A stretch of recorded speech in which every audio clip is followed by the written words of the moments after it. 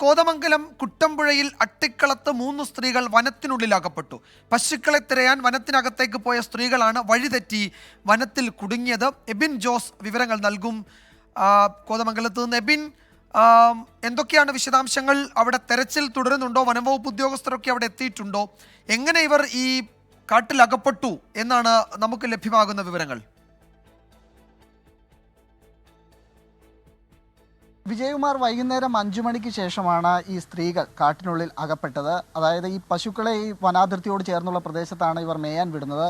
ഈ പശുക്കൾ തിരിച്ചു വരാതായതിനെ തുടർന്ന് ഇതിനെ തേടിയാണ് കാടിനുള്ളിലേക്ക് ഇവർ പോയത്. ആദ്യഘട്ടത്തിൽ ഇവരെ മൊബൈലിൽ ലഭ്യമായിരുന്നു. മൊബൈലിൽ ഇവർ വഴി തെറ്റിയിട്ടുണ്ട്, തങ്ങൾ കാട്ടിലകപ്പെട്ടിട്ടുണ്ട് എന്നുള്ള കാര്യം നാട്ടുകാരെ വിളിച്ചറിയിക്കുകയായിരുന്നു. പിന്നീട് അവരെ ബന്ധപ്പെടാൻ ശ്രമിച്ചപ്പോൾ, സാധാരണയായി അവിടെ റേഞ്ച് കുറവുള്ള മേഖലയാണ്, അതുകൊണ്ട് തന്നെ ഇവരെ ഫോണിൽ ലഭ്യമായില്ല. അതേ തുടർന്നാണ് ഇപ്പോൾ വനം വകുപ്പിൻ്റെ നേതൃത്വത്തിൽ അതോടൊപ്പം തന്നെ നാട്ടുകാരും രക്ഷാസേനയും പോലീസും എല്ലാം ചേർന്ന് വിപുലമായ തെരച്ചിൽ നടത്തുന്നത്.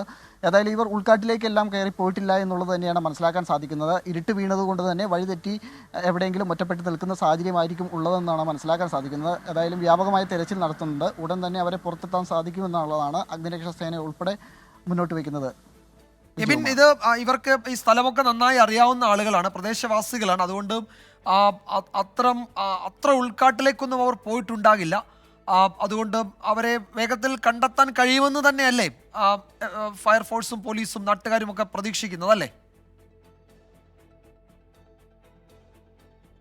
പ്രദേശവാസികളായ സ്ത്രീകളാണ് മായ, ഡാർലി, പാറുകുട്ടി എന്നിങ്ങനെ മൂന്ന് പേരാണ് ഈ കാടിനുള്ളിലേക്ക് പോകുന്നത്. സാധാരണയായി അവർ ഈ വനാതിർത്തിയോട് ചേർന്ന് സ്ഥിരമായി പശുക്കളെ മേയാൻ വിടുന്നതാണ്. ഈ പശുക്കൾ വഴിതെറ്റി കാടിനുള്ളിലേക്ക് പോയി അതുങ്ങളെ തിരഞ്ഞാണ് അവർ പോയത്.